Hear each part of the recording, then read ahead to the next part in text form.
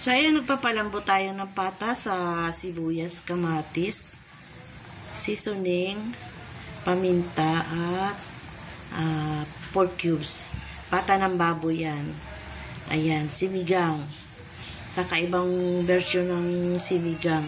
Diyan natin palalambutin natin ang ating pata na medyo prinito ng konti.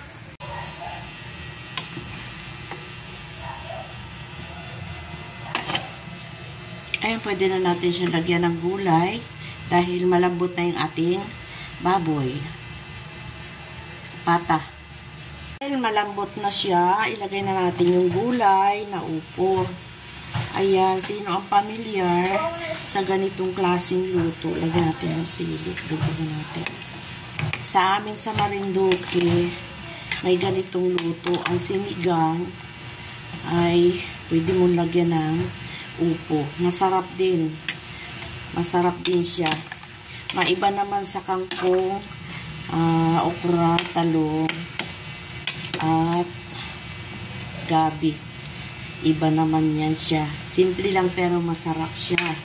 Maya-maya, lagyan na natin siya ng pang-asin.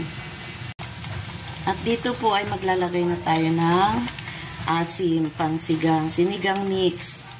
Yan, tansya lang ang paglalagay ng asin dahil ay baka naman sumubra ang ating asin. Ay imbis na sumarap ay hindi na magkaintindihan sa asin. Ayan o, malambot na yung pata. Kunting kulo lang, pwede na natin siyang hanguin.